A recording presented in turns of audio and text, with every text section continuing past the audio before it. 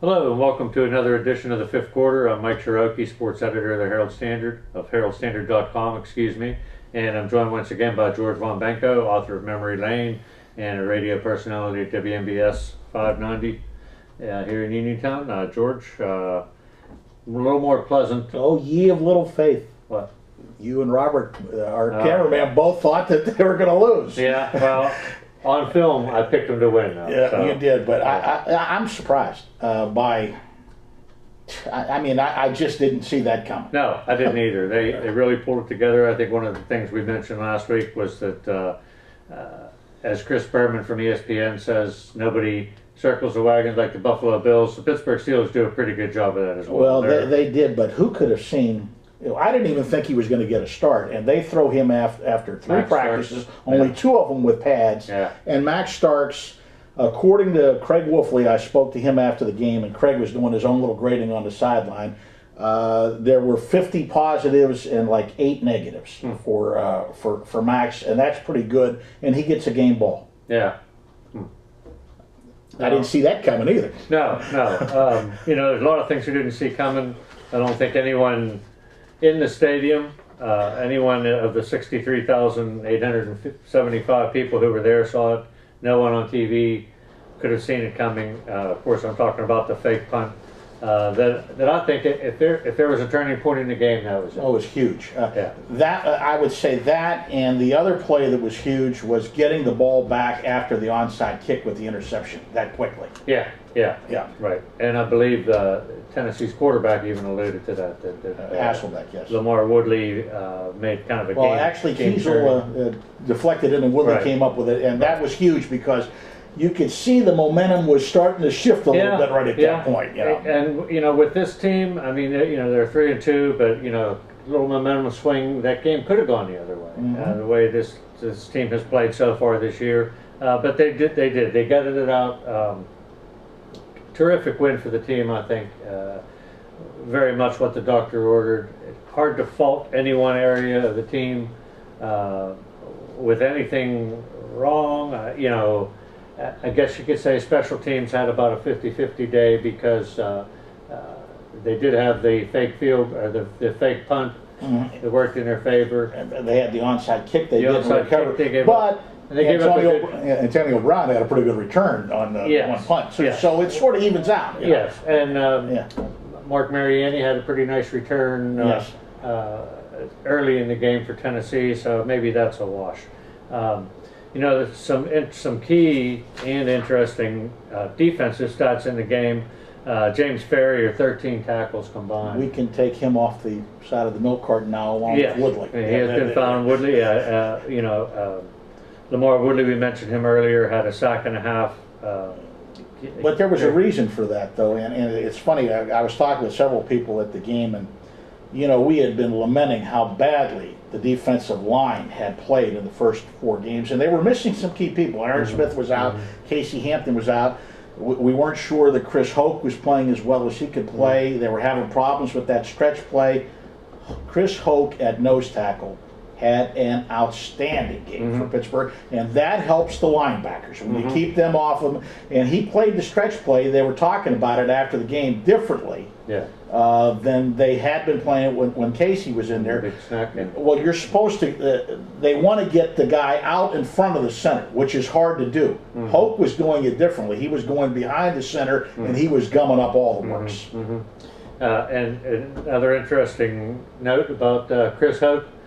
The Steelers improved to 16-1 with Chris Hoke as a starter at nose tackle. Pretty incredible statistic. That is an incredible statistic, but especially when he's replacing a guy like Casey Hampton, who is no problem, a Pro Bowl player. He's just done it, but he really played well. And I thought some of the young guys, Ziggy Hood did some good things, and Cameron Haywood actually should have had 2 sacks. Right. The one was in the grasp when they called intentional grounding. Yeah. I think you're seeing some of the things that he could do. I think he can be an effective pass rusher. Yeah, I was going to mention it was Cameron Haywood's first career sack. Of course, it's only his 5th game, so he's coming around. Larry Foote. You know what? Larry Foote does not show up here much on the stat sheet. Let me see what he has here. 1 quarterback hurry. No tackles, but he was very effective in the game. I'm not going to hold anything against him. No, he did what he had to do. Now, the guy that I was sort of worried about going outside, even though he's played there before, was Lawrence Timmons, and I thought he did fairly well out there. Right. 5 tackles, had a deflection, a tackle. He had a tackle for a loss in a quarterback hurry, as well as a pass defense. Not a bad effort from him. Also up high in the tackle category, you got 3 guys from the secondary. The one that sticks out to me is William Gay. This is a guy that Steeler Nation maligned. William Gay. Oh, Steeler Nation was ready to get rid of this guy. How did he make the team? Why did they bring him back? Blah blah blah. Hey, he is be a starter now. He is effectively taken that position away from him because McFadden was healthy, and the people I've talked to, until Gay does something to prove otherwise, he is going to be the starter. McFadden has lost his job. Now, offensively, there obviously are a lot of good things from the Steelers' perspective. Here's a question I have though to you. Jonathan Dwyer comes in and gets one big run, has another effective game, 9.7 yards per carry. Isaac Redmond didn't light the world on fire, but he was very effective, even according to Ben Roethlisberger in blitz pickup, things of that nature. Got the small yards when they needed the small. I liked what Redmond did, and I'm going to tell you why I liked what he did, because of his physicality. He was pounding, even though he didn't get average 3.3 yards per carry, got 40. He was pounding on the Tennessee defense. He was dragging people. He was running people over. And that is something that has been missing. Right. He only had one spin move. One spin move. It was early in the game. Right. Got that out of the way. And that leads to my question. Okay. Who's your starting running back right now? Well, Rashard Mendenhall. I think you play the hot hand. I think agree. you play the hot hand, and Mendenhall is your guy. But we talked about this. Redmond is what you need behind this patched-up offensive line. Yeah. So I think you stick with the with the 2 guys you used yesterday, and try and get Mendenhall in here or there for maybe a carry. It's not a bad problem to have having that many running backs. Right. And the effectiveness of the backups really make it a luxury for the Steelers that they can wait for Rashard Mendenhall's hamstring to heal. Thoroughly, completely. They don't have to rush him at all. No. But the thing that was really impressive to me is, despite all of the rhetoric earlier in the week about this is what we do, I'm referring to Ben, and this is the way we play, and they made concessions to the banged up offensive line, the quick pass, the slant things. The three-step drop. And that's exactly, it was a lineman-friendly attack. He managed to hit, I believe, 8 different receivers with passes. Targeted 11 guys, hit 8. And that's not counting Ryan Mundy, who caught the fake punt. He and Danny Sepulveda go down in history as pulling off the most successful fake punt. We were talking about this before we started filming. Since 1992 in the Houston Astrodome against the same franchise, they're now the Tennessee Titans. But it was like an 82-yard pass play, I think, 80 or 82-yard pass. It was a long pass play. Bill Cowher's first game as a Steelers coach, they get down 14-0 early in the game, and then I think if our memory serves us, it was Mark Royals pass to Scorer, Moore, and Williams, and the rest is history. The Steelers came back and won that game. Huge play at that particular juncture in Cowher's first year. But it's really funny. There was some press box wags joking after the completed pass to Ryan Mundy, and they said, well, why didn't they make that pass play go to Ike Taylor? And we all know Ike, Ike, as good as he is, he's not the greatest receiver catching the ball in the world. Hey, if he can catch the ball, he would be a receiver. Right? But I just started laughing. I said, okay, guys, so a pretty thorough win by the Steelers. The key defensively, as much as anything else, I think the key defensively was shutting down Chris Johnson in the Tennessee running game. 66 yards rushing, and they had, the Steelers were on pace, and I heard this stat earlier in the week. They were on pace to give up the most yards per carry in Steeler history since 1934. Wow. Well, and all things being equal, I think that number's going to come down here in the next couple of weeks. So my question to you is, did we really learn anything?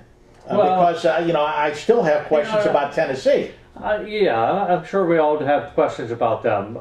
The only thing that we learned is that it was a W.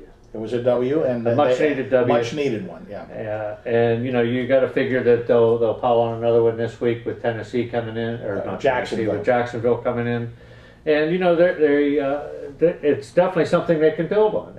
Regardless. Well, they've got a nice road right now because Jacksonville's 1-4, and Arizona, when they go to Arizona, is a 1-win team. Although I expect that to be interesting because that's almost like their Super Bowl with Wisenhunt and Russ Grimm and everybody out there. Yeah. So that should be interesting. But you've got 2 stepping stone games before you get into New England and Baltimore. Yes, but that's the schedule's working out pretty well for them. It was nice to see Hines Ward get in the end zone and finally be able to do his Dancing with the Stars dance. Did you give him a 10? As a judge? Okay, you didn't score it, okay.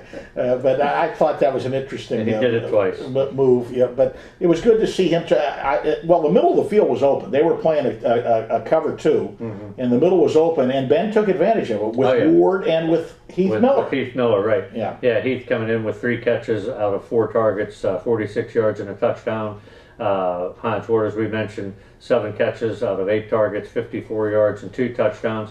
And Mike Wallace even got his little bit of juice there toward the end of the game with a 40-yard touchdown catch from Ben. Well, you see what happened to that. Now, he was able to throw a deep ball because the running game was working a little bit, and they had done some short passing, and it gave them a little time to go deep. And it worked out. The other thing that really catches my eye when you look at those stats is 2 kickoff returns, 83 yards, 41.5 average. He is developing into a weapon. Yeah, Antonio Brown is about to bust loose. He's really close to taking one the distance, and you can tell with him because when he gets tackled, he looks frustrated and ticked off at himself for not taking it to the house. So he was only a block or so away, or maybe beating one player away from taking it all the way.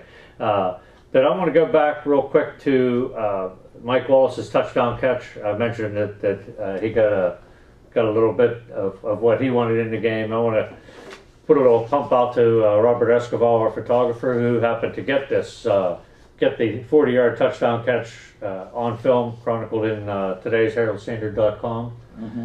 Like to spread out the kudos whenever you can. Did Mike turn to him and say, "Take that"? No, he was well out of earshot. He was well out of earshot at that time. To his benefit. It certainly is a different tone and demeanor, us talking after this, than what was all gloom and doom. Last year. It's amazing what a win does. And we'll find out later in the week about the health situation of several. There were a couple of guys that got. A couple of guys that got dinged. I think the most critical, and I use that word very lightly, and I don't think it's necessarily critical, but the only injury of import, let's put it that way, was Marcus Gilbert, according to the coach. And it's the same shoulder. And they're just going to monitor that. I was a little concerned when Marquise Pouncey went down, but he did return. You're right, he returned. I think everyone else who went down for minor things did return to the game, with the exception of Gilbert. And that made for a little bit of shuffling too. When some guys had to go into different positions, and they handled it well. Yeah, they all did. And so I guess that pretty much wraps up this win. And we will be with you again later in the week, where we will preview Jacksonville next week's game against the Jacksonville Jaguars. And until then, we will see you. Have a good week.